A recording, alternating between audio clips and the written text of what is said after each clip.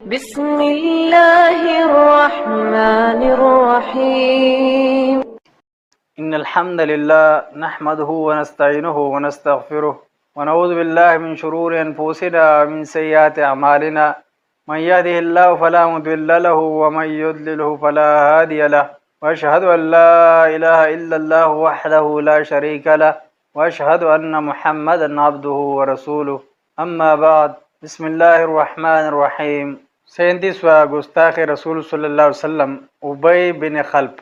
نبی اکرم صلی اللہ علیہ وسلم کو اذیت پہنچانے، دھمکیاں دینے، مقام نبوت میں گستاخیاں کرنے اور توہین رسالت کا ارتکاب کرنے والا ایک شخص ابی بن خلف بھی تھا۔ امام سیرت ابن اسحاق لکھتے ہیں کہ یہ مکہ مکرمہ میں نبی صلی اللہ علیہ وسلم سے ملتا تو کہا کرتا کہ میں ایک گھوڑا پال رہا ہوں جسے روزانہ ایک فرق تقریباً 12 پاؤنڈ خصوصی دانہ و بوسا کھلاتا ہوں، اور میں اس پر بیٹھ کر تمہیں قتل کروں گا۔ نبی اکرم صلی اللہ علیہ وسلم جواب میں فرمایا کرتے، اگر میرے اللہ نے چاہا تو تم مجھے نہیں بلکہ میں تمہیں قتل کروں گا۔ چنانچہ غزوہ احد کے موقع پر جب نبی کریم صلی اللہ علیہ وسلم زخمی ہو کر پہاڑی گھاٹی پر کچھ سستانے کے لیے چڑھ گئے تو یہ پیچھے ہی وہاں تک پہنچ گیا اور کہنے لگا، اگر تم میرے ہاتھ سے بچ گئے تو میں زندہ نہیں لوٹوں گا۔ نبی صلی اللہ علیہ وسلم کے جانصاروں نے عرض کیا، کیا ہم میں سے کوئی شخص اس کی خبر لے؟ نبی مکرم صلی اللہ علیہ وسلم نے فرمایا، اسے آنے دو۔ جب وہ قریب آ گیا تو نبی اکرم صلی اللہ علیہ وسلم نے حضرت حارث بن عصامہ رضی اللہ عنہ سے برچہ لیا، اسے اپنی دست مبارک میں لے کر اس کی گردن پر ایسا وار کیا کہ وہ اس کے نتیجے میں لڑکتا ہوا نیچے تک چلا گیا۔ جب قریش کے پاس لوٹا تو کہنے لگا، اللہ کی قسم محمد صلی اللہ علیہ وسلم نے مجھے قتل کر دیا ہے۔ لوگوں نے کہا، تمہارا دماغ خراب ہو گیا ہے، کیا اس معمولی سی زخم سے تم مر جاؤ گے؟ اس نے کہا، اس نے مکہ میں ہوتے ہوئے مجھے کہا تھا کہ تجھے میں قتل کروں گا، اللہ کی قسم وہ مجھ پر صرف تھوک بھی پھینک دے تو میں مر جاؤں گا۔ اس طرح میدان احد سے واپس لوٹتے ہوئے مکہ سے 6 میل پہلے ہی مقام صرف پر یہ جھوٹا مدعی نبوت واصل جہنم ہو گیا۔ نمبر 38، عامر بن طفیل اور اس کے ساتھی۔ بنی عامر کا ایک وفد نبی اکرم صلی اللہ علیہ وسلم کی خدمت میں حاضر ہوا اور ان میں ہی عامر بن طفیل بھی تھا، جو کہ وفد کا ہی نہیں بلکہ اپنی قوم کے 3 سرداروں میں سے ایک تھا، جبکہ دوسرے 2 میں سے ایک اربد بن قیس اور دوسرا جبار بن سلمہ تھا۔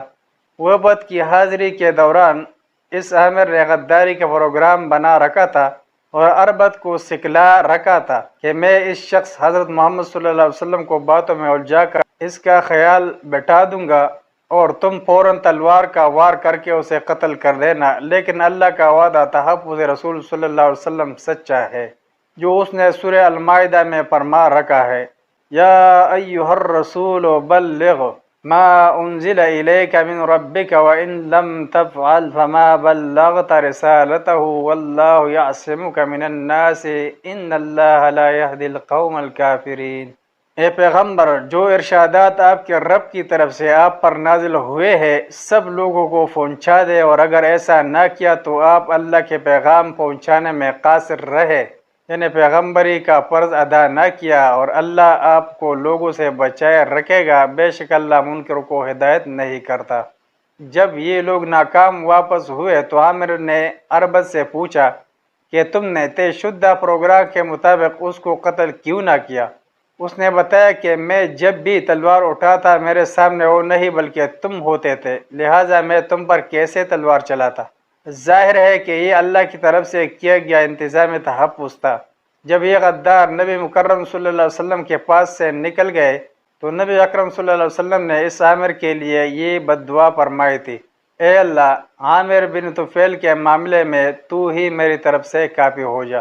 یہ لوگ اپنے قبیلے کی طرف لوٹ رہے تھے کہ راستے میں ہی اس کی گردن میں طاعون کا پھوڑا نکل آیا اور اسی کے ذریعے اللہ نے اسے ہلاک کر دیا۔ نمبر 39، اربد بن قیس۔ عامر بن طفیل کے ساتھ اربد بن قیس نے بھی اپنی قوم و قبیلہ میں پہنچ کر نبی کریم صلی اللہ علیہ وسلم کے خلاف گستاخی و بد زبانی کی تھی۔ نتیجہ یہ نکلا کہ صرف 1-2 ہی دن گزرے تھے کہ اللہ تعالیٰ نے اس پر صاعقہ آسمانی بجلی نازل کر دی، جس نے اسے جلا کر خاکستر کر دیا۔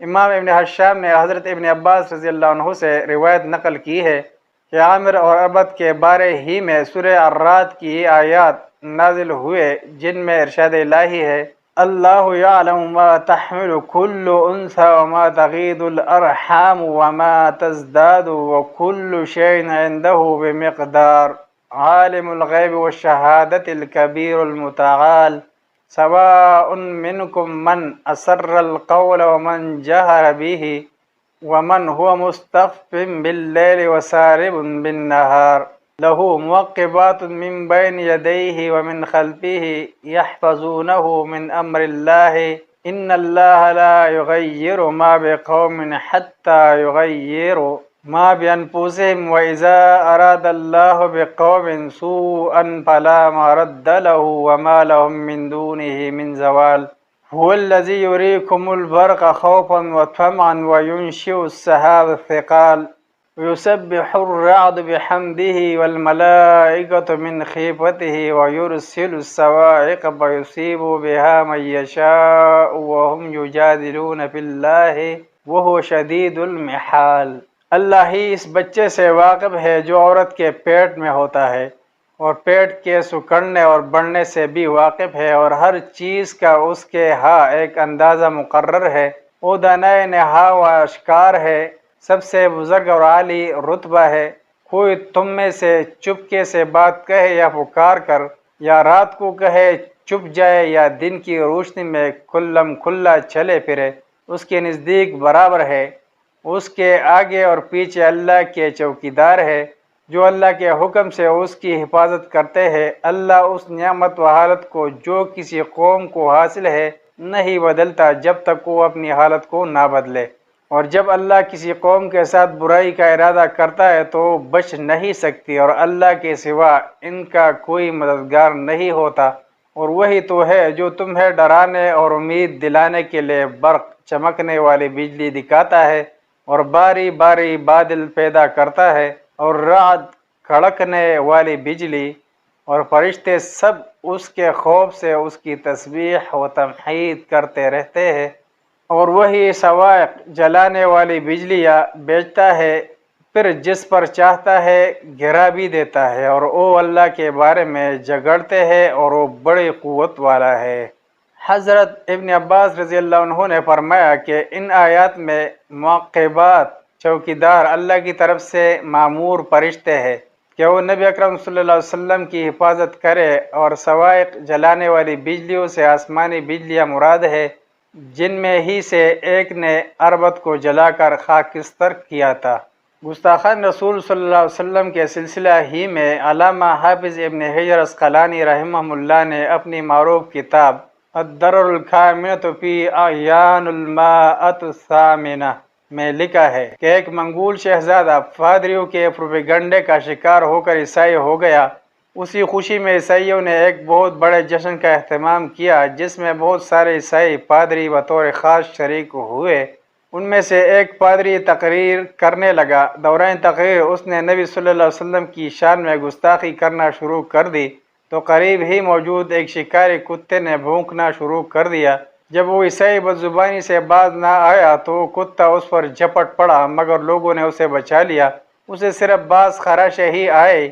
حاضرین میں سے بعض نے کہا کہ تم نے حضرت محمد صلی اللہ علیہ وسلم کی توہین کی ہے، آپ صلی اللہ علیہ وسلم کا استہزاء کیا اور مذاق اڑایا ہے، لہذا اس کتے نے تم پر حملہ کیا ہے۔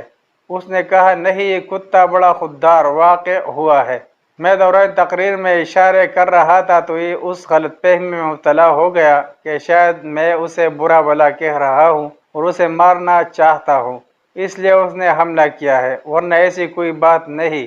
اب اس نے پھر تقریر میں بدزبانی شروع کر دی تو کتے نے زنجیر توڑی اور یوں حملہ اور ہوا کہ سیدھا اس عیسائی گستاخ کو گلے سے جا دبوچا اور اسے جان سے مار کر ہی دم لیا۔ اس واقعہ کے نتیجے میں 40,000 لوگ مسلمان ہوئے۔